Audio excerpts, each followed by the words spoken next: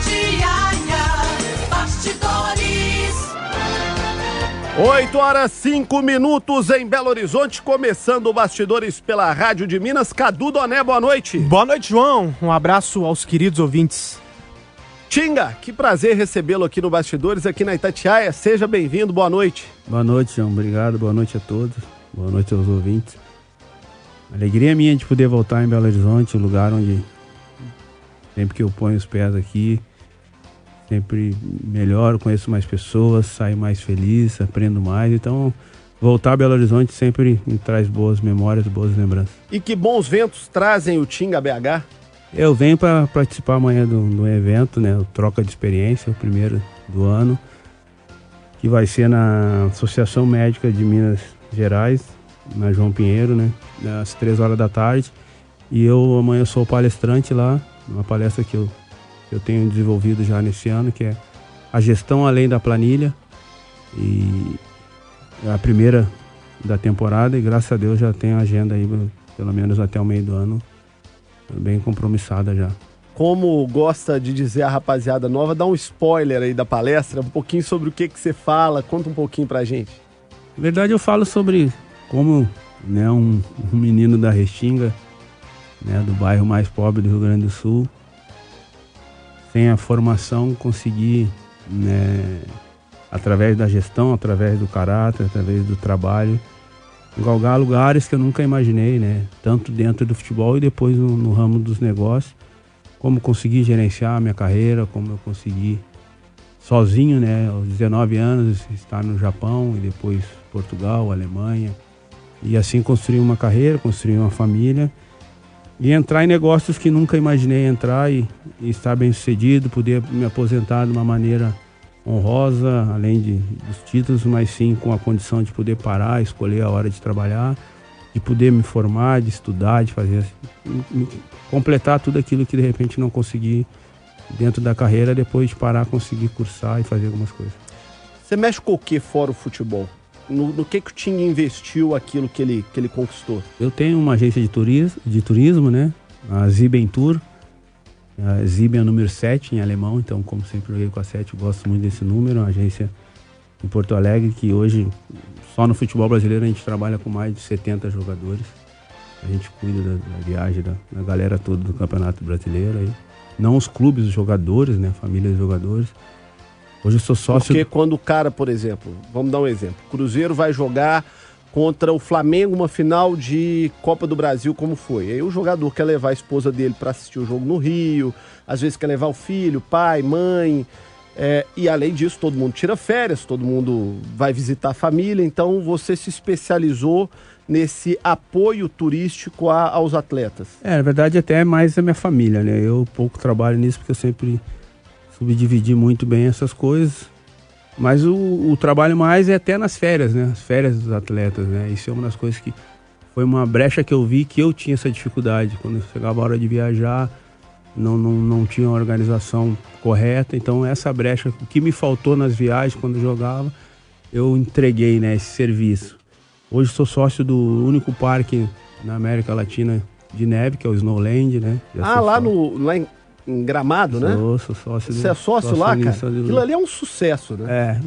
Na América é o único que tem, né? São 7 parques, ou 8 que estão construindo um, se não me engano, nos Estados Unidos, no mundo. Então são diversas atuações que a gente participa, que a gente foi conhecendo pessoas, foi conseguindo escolher os lugares certos para estar. Hoje também tenho, graças a Deus, sou investidor no maior empreendimento do Brasil também, que é o Yacht House, em Camboriú, né? Que é um prédio de 82 andares, né? Através do conhecimento que eu tive na cidade, acabei investindo lá algumas coisas. Então, isso eu tento passar às vezes para o jogador, enfim, de poder preparar a carreira da melhor forma, e é isso que eu falo na minha palestra, na gestão além da planilha. Ô Tinga, eu já disse isso aqui em algumas oportunidades, já disse a amigos, pessoas que conversam comigo no dia a dia. A vida me deu o privilégio de entrevistar muita gente boa. Eu estou completando 18 anos de Itatiaia agora, esses dias. E... é tempo, hein? Cara, e já quase há 15 anos aqui apresentando Bastidores. E tive a oportunidade, entrevistei Pelé, Ronaldo, Ronaldinho, entrevistei Messi, entrevistei Cristiano Ronaldo, entrevistei, enfim, Roger Federer, Guga, muita gente boa. A vida me deu essa alegria, mas eu gosto de dizer para as pessoas, quando sou perguntado, você é o cara que mais me impressionou quando eu te entrevistei a primeira vez. Eu acho que você foi o cara mais inteligente que eu entrevistei no esporte. Pô, tô falando desses nomes aí, até emociona, assim, lógico. Muitos desses, né, como talento reconhecido mundialmente, e só de estar em meio a esses nomes já fico muito feliz. Ô Tinga, eu tenho percebido nos últimos anos uma mudança muito grande na cabeça do jogador de futebol, no jeito do jogador encarar a vida, encarar o mundo, encarar a profissão, encarar tudo. Cada vez mais o jogador de futebol está chegando naquele ponto de ser um atleta profissional. Exato. Muitas vezes o cara era bom de bola, mas não era um grande atleta. Você tem percebido ao longo dos anos essa mudança do comportamento do jogador de futebol em relação à carreira? Ô João, é pertinente isso que tu tá falando, porque eu considero muito rico o que eu vivi no futebol, né? Eu comecei nos anos 90, né? Como você tá falando, eu brinco muito que eu trabalhei no futebol profissional no outro século, né? E terminei no século 21, né? Comecei no 20, terminei no 21. E tu trabalhou também com outro tipo de cabeça, outro tipo de futebol. E a gente que trabalhou nos anos 90 e tá nesses anos agora, atuais, a gente consegue ver essas mudanças. E realmente isso é um fato. Hoje o atleta, ele sabe o seu valor, ele sabe as suas responsabilidades, ele sabe o que ele representa para um clube, e isso acaba deixando ele mais profissional. As pessoas que vão trabalhar com ele também têm que se preparar melhor, porque ele entende, ele questiona. E eu fui um dos caras que sempre fiz isso. A maioria dos treinadores que trabalharam comigo, eu sempre questionei, eu sempre fui o cara dos porquê. Por que isso, por que aquilo? Eu queria aprender e ao mesmo tempo também estava instigando que o treinador soubesse explicar, né? Não só... Testando o cara também, né? Testando, né? Deixa eu ver se esse cara sabe de verdade. Eu cansei de tentar treinador xingando, não podemos tomar gol, xingando, e às vezes não dá a explicação por que de não tomar gol. E até que um dia eu falei, por que a gente não pode tomar esse gol? Explica o porquê, não adianta, ninguém quer tomar gol, né? Mas por que não pode tomar? Então sempre fui um cara do questionamento, um cara de curioso, e é isso, tu acaba aprendendo. E o jogador de hoje, ele é assim, ele tem mais informação, ele tá com um staff maior, tem assessor, tem empresário, tem um investidor, tem uma série de pontas aí, e isso ele acaba crescendo. Não é ainda como é o europeu, que ele pensa em tudo, ele pensa nos seus investimentos, ele pensa na sua família, mas já está num nível muito melhor. Hoje eu conheço vários jogadores, o próprio Cruzeiro tem uma série de jogadores que são referências, são caras que pensam no futuro. Ô Cadu, eu acho que foi você que me contou essa história recentemente do Luxemburgo no Real Madrid, né? Foi você que me contou essa história? Já falamos algumas vezes Aqui no de ar. Algumas facetas ali da passagem do Luxemburgo pelo Real Madrid. Tem uma história curiosa que surgiu. É inegável que o Luxemburgo é um grande técnico de futebol, tem uma carreira belíssima, e o que eu vou dizer aqui não tira em nada o mérito da carreira do Luxemburgo. Mas tem uma passagem, não sei se foi o Cadu que me contou, se eu vi em algum canal de televisão, mas na passagem do Luxemburgo, o jogador brasileiro é muito daquele, bota pra chorar, vai na emoção, e o Luxemburgo sempre foi especialista nisso, né, na motivação. E aí ele teria chegado no vestiário do Real Madrid e dito assim, vamos, raça, vontade, isso, aquilo outro, e o Zidane teria parado e falado assim, professor, tudo a gente sabe que a gente tem que ter, mas eu quero que você fale o que a gente precisa mudar taticamente, tecnicamente, do primeiro para o segundo tempo. E é isso aí. E é isso aí que o europeu tem. Porque assim tu acaba aprendendo também, né? Então o jogador lá fora, ele quer saber o que ele tem que fazer. Não é vamos não te ensina nada, né? Pra vamos onde, de que jeito, né? Pra que lado, né? Legal, eu não sabia dessa história, mas isso aí é muito comum. O jogador que quer saber, ele entende do que tá fazendo, ele entende do jogo, né?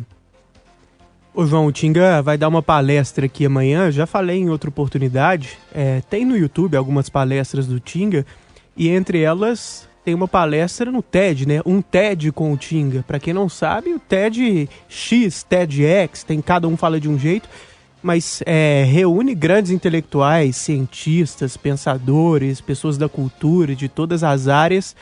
É quase que o tipo de evento de mais prestígio nessa linha aí, né? De palestras, conferências.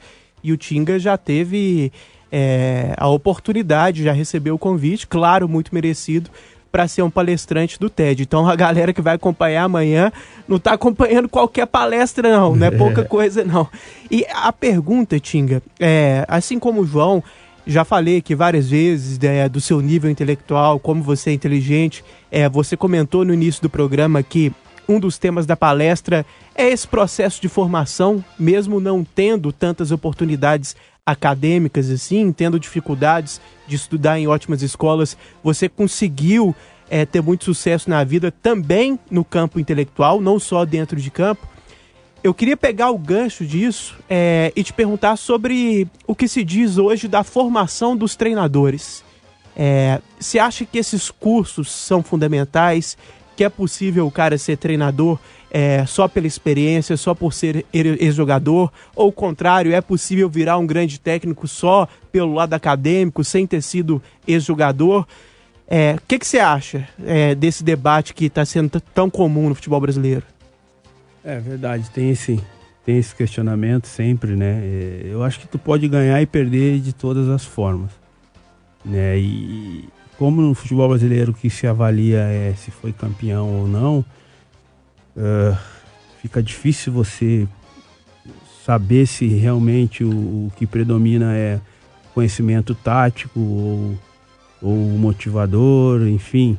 O que eu posso te afirmar, eu ganhei de diversas formas, com treinadores extremamente com pensamento acadêmico e com todo o conhecimento tático, enfim, mas às vezes com falta de conhecimento, talvez, daquilo que para mim, o que predomina é a gestão do entorno, a gestão do ambiente.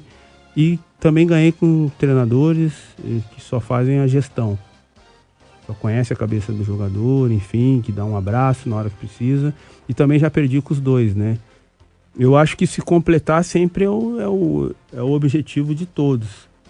Eu só acho que temos que cuidar para não exagerar, né? Achando que as nomenclaturas ou os números das formações possam ser o grande diferencial, né? Até porque eu acredito que a tática, né, ela bateu no teto já. E aí isso vai e volta. Uma hora não se joga mais no 3-5-2, aí passa 2 anos, volta. Passa 2 anos, alguém faz um grande trabalho no 3-5-2 e volta a influenciar o mercado. Eu não tenho muitas coisas para fazer. Tu vai sair de um 4-1-4-1, se os dois extremos não voltarem, vai virar um 4-3-3. Então, isso é bom para se discutir, mas de fato não é isso que faz, pelo menos nesses 20 anos, não é isso que faz a diferença. O que faz a diferença é o jogador entender do jogo, porque o que eu vejo hoje? Hoje está se valorizando muito o conhecimento do treinador, sendo que se os jogadores não conhecer futebol, não adianta. Então, eu vou dar um exemplo. Um dos melhores treinadores do mundo hoje é o Tite. O Tite deve estar entre os 3, 4, 5 melhores treinadores do mundo. Se ele pegar nós aqui, juntar 10 aqui e treinar um ano, nós não vamos ganhar o campeonato. Ah, que isso aí, né? Depende contra quem qual a gente for jogar, né? Pô. Mas nós não vamos ganhar o brasileiro, né? A gente só te elogiando aqui, Tinga, você coloca também. Não, mas eu tô junto, eu tô na barca, eu tô aqui junto. Mas você vai ser o capitão desse time, isso aí eu poderia ser. O craque e o camisa 10. Ó, no 4-1-4-1 do Tite, viu que você falou? Eu ali na segunda linha de 4 ou pela esquerda ali, eu faço meu trabalho. Ou o Guardiola, se ele pegar... Ele vai ficar na segunda linha de 4. Na segunda linha de 4. Vai ficar lá. Ou o Guardiola entrar aqui, pegar 10 aqui agora e treinar um ano, nós não vamos ganhar um campeonato inglês. Ao contrário, se qualquer um de nós aqui agora for treinador do Barcelona, do Paris, do Real Madrid, nós souber pelo menos a gestão desses caras, uns treinos básicos, a gente tem uma grande chance de ser campeão mesmo, nós não sendo grandes treinadores. Isso não é tirar o valor dos treinadores. Os treinadores têm muito valor, só que nós temos que cuidar para que entender que o protagonismo é dos jogadores. Entendeu? Isso que eu ia te perguntar. O que você está dizendo é o seguinte: há uma supervalorização da figura do técnico no futebol atual? Eu acho que há, porque é justo que haja, porque também quando é a derrota também há uma supervalorização e onde coloco tudo também nas costas do treinador. Então também é justo que se valorize ele nas vitórias. Se a gente conseguisse dividir também na hora que perder, não colocar somente a cabeça do treinador, na hora de ganhar também seria justo dividir tudo isso. Como quando perde, a primeira coisa que acontece é botar a cabeça do treinador na bandeja, então também é justo que se valorize ele. Mas falando daquilo que eu acredito no futebol, o jogador que tem que entender do jogo. E o treinador, como o Muricy sempre falou, não atrapalhar. Se não atrapalhar já é um bom negócio, né? Então, mas os bons treinadores, eles tentam se completar. Eles estudam taticamente e as relações. Porque se não tiver relação, cara, tu vai me falar o que eu tenho que fazer. E se eu não tiver com o coração, né? Se eu não fizer aquilo como... Se não ganhar o grupo, né? Eu falo muito, quando você convence a cabeça do jogador, você tem um colaborador. Quando você convence o coração dele, você tem um aliado. Aí a coisa é diferente. Quando você tem um aliado, tem um sentimento nas derrotas, um sentimento nas vitórias, e isso é mais forte para um grupo. Então, eu acho que é importante os treinadores estudar, não exagerar, porque a tática já vai voltar, daqui a pouquinho fala no 4-4-2, modelo quadrado 2-2 de novo, e daqui a pouquinho vai voltar, e daqui a pouquinho a gente vai estar brigando por uma coisa que não é o que mais predomina no futebol, a nomenclatura, aquilo que era contra-ataque, hoje é transição. Na verdade vai só mudando algumas coisas, mas o futebol continua com a mesma essência. Temos várias perguntas para o Paulo César Tinga. Vamos lá, vamos soltar a primeira. Boa noite, João Vitor. Boa noite, Tinga. Meu nome é Anderson, eu sou de Divinópolis, atleticano. Minha pergunta é para o Tinga. Tinga, sua história é muito bacana, a carreira linda que você fez no futebol, parabéns. A pergunta é o seguinte: você trabalharia no Galo hoje, se fosse convidado para alguma coisa do futebol do Galo? Você iria, meu? Abraço forte para todo mundo aí, Tatiaia. Valeu. Pergunta fácil, hein, Tinga? Fácil, no pescoço já. Não, cara, mas eu tenho muita segurança e convicção de que não trabalhe não por não ser um grande clube. É um clube que também tem a sua história, né? Um clube que todos que trabalharam gostaram de trabalhar lá, mas a gratidão que eu tenho pelo Cruzeiro, que o Cruzeiro fez pela minha vida, né? Eu falo que o Cruzeiro para mim foi em vez de ser o alfa e o ômega, né? Ele foi o ômega e o alfa para mim, né? E foi o final da minha carreira com sucesso e me deu a possibilidade de parar uma carreira alta, né? em alta, honrosa, sendo bicampeão brasileiro. E foi o alfa no início de uma nova função, né? Onde eu também fui campeão. Então essa gratidão não permite, né, que eu trabalhe no Atlético. Então isso não é um desmerecer jamais. O Atlético é um grande clube, mas isso é uma das coisas que não me deixaria à vontade por tudo que o Cruzeiro fez por mim, a torcida, no momento mais difícil, das maiores polêmicas da minha vida. O Cruzeiro e várias torcidas do Atlético também esteve junto, mas a torcida do Cruzeiro foi ímpar comigo, então isso não permite que eu venha trabalhar jamais no Atlético. Mais uma pergunta para o Tinga. Boa noite, Cadu Doné. Boa noite, João Vitor Xavier. Aqui é Ademilson, gremista da cidade de Pirapora, norte de Minas. Eu gostaria de perguntar para o Tinga, qual que é mais fácil, ser jogador ou dirigente de clube? E o que você acha de uma punição mais severa para os presidentes de clubes que não sabem administrar o dinheiro dos clubes? Valeu. Eu acho que como todas as profissões no Brasil que tem que ser responsável, e no futebol também está na hora disso também acontecer, né? Eu sempre falo que, né, a minha vida foi toda feita em cima, né, ou embaixo do futebol, mas sempre acreditei que o futebol sempre teve benefícios diferentes de todos, né? O futebol deixa às vezes de honrar os seus compromissos, somente com o governo, e não acontece nada. Qualquer outro ser humano, se deixar de pagar uma conta de luz, uma coisa, a gente sabe que os problemas já batem na porta de cada um. Então, na Restinga lá, algum dia foram lá e cortaram. Já fiquei sem luz, já fiquei sem água.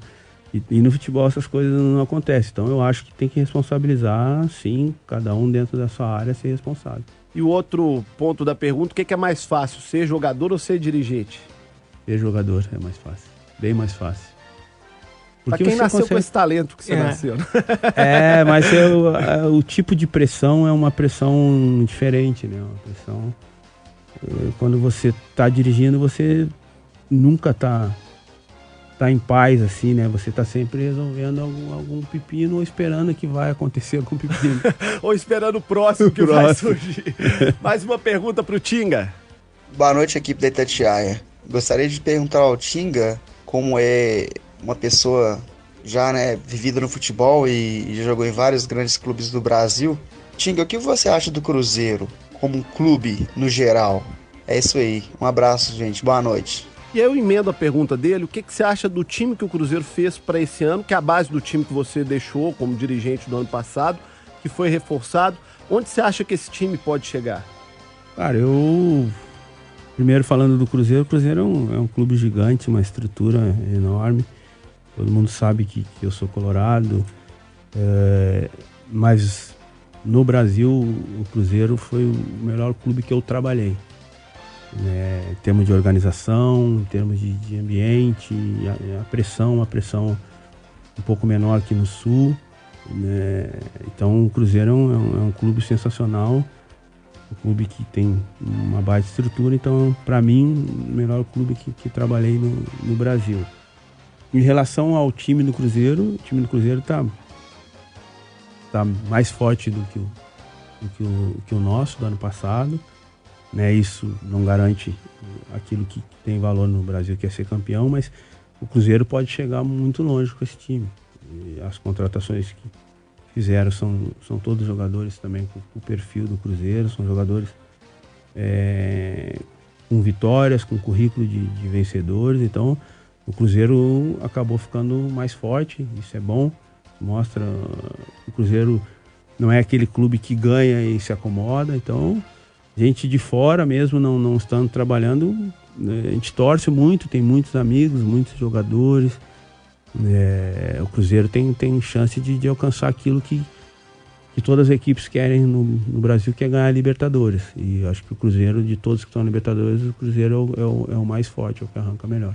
Para encerrar, que eu combinei de te liberar às 8h30, já são 8h33. Tranquilo. Você...